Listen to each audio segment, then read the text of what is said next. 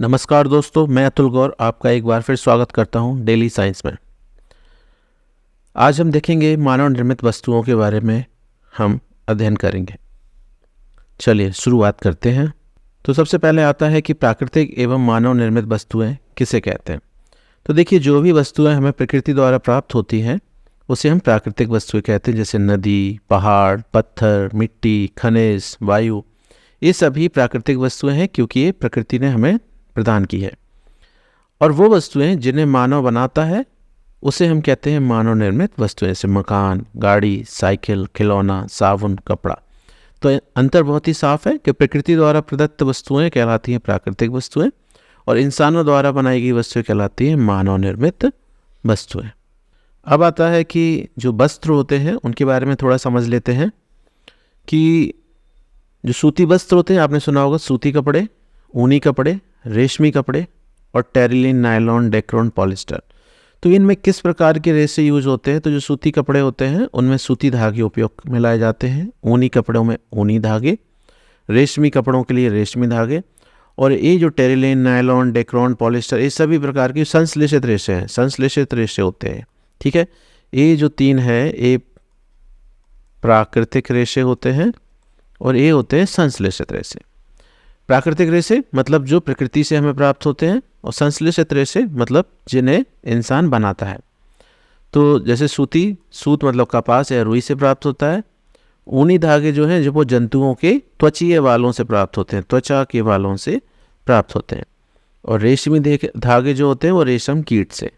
और जो संश्लेषित रेशे होते हैं वो मानव निर्मित होते हैं। तो कुल मिला के जो रेशे होते हैं वो दो प्रकार के होते हैं, एक होता है आपका प्राकृतिक और एक होते हैं आपके संश्लेषित। और जो प्राकृतिक होते हैं उसमें क्या होता है, फिर वो दो प्रकार के होते हैं। प्राकृतिक दो प्रकार के होते हैं, या तो वो जंतुओं से प्राप्त होते हैं या फिर वो किससे प्राप्त होते हैं, पेड़ पौधों से। ठीक है, इतना आपको याद रखना है। आगे क्वेश्चन आता है कि सीमेंट से बनी दीवार पर पानी का छिड़काव क्यों किया जाता है। देखिए, आपने देखा होगा अक्सर जब सीमेंट से जो नई दीवार बनती है या जिस पे प्लास्टर होता है तो उस पर देखा होगा कि हम लोग पानी से छिड़काव करते हैं। इसका ऐसा क्यों किया जाता है? तो देखिए, इसका मुख्य जो कारण है वो है कि पानी के छिड़काव करने से सीमेंट में जो सीमेंट होती है उसमें सुई जैसे क्रिस्टल बन जाते हैं, और जब वो सुई जैसे क्रिस्टल बनते हैं तो वो आपस में क्या होते हैं, गुथ कर सीमेंट को और भी ज़्यादा क्या करते हैं, कठोर और मजबूत बना देते हैं। यदि आप वो पानी नहीं डालोगे तो सीमेंट के क्रिस्टल नहीं बनेंगे और सीमेंट देखोगे कुछ दिन बाद झड़ने लगती है। और दूसरा कारण एक ये भी है कि जब हम दीवार बनाते हैं तो क्या होता है कि जो बाहरी दीवार होती है, बाहर का तरफ का एरिया होता है, वो धूप से, हवा से जल्दी सूखता है और अंदर का एरिया देर में सूखता है। इसकी वजह से क्या होता है, दीवारों में दरारें पड़ने लगती हैं। इसीलिए हम बाहर से दीवार को ठंडा करते हैं या गीला करते हैं, जिससे अंदर और बाहर की दीवार दोनों एक साथ ही सूखना प्रारंभ करें। ठीक है, तो इसको आपको याद रखना है। इसके दो मुख्य कारण हैं कि सीमेंट की दीवारों पर पानी क्यों डाला जाता है। अगला पॉइंट है कि प्रतिजैविक या जैव प्रतिरोधी या एंटीबायोटिक दवाएं।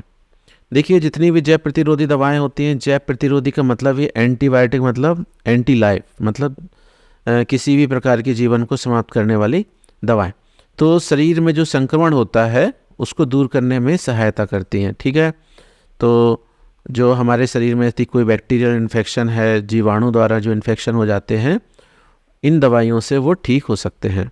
ठीक है, तो जैसे टीबी, तपेदिक मतलब क्षय रोग जिसे कहते हैं, हैजा, निमोनिया, मियादी बुखार आदि का इलाज एंटीबायोटिक दवाइयों से किया जा सकता है। और एक बात ध्यान रखने वाली है कि जो वायरस से होने वाली बीमारियों का इलाज एंटीबायोटिक दवाइयों से नहीं किया जा सकता है। ठीक है, तो जैसे यदि आपको कोई वायरस से, जैसे मान लीजिए HIV एड्स की दवाई बड़ी मुश्किल से क्यों बन पा रही है, खोज नहीं हो पा रही ढंग से, तो इसका कारण है क्योंकि इसमें जो वायरस से होने वाली बीमारियां हैं उनमें एंटीबायोटिक दवाइयां जो है काम नहीं करती हैं।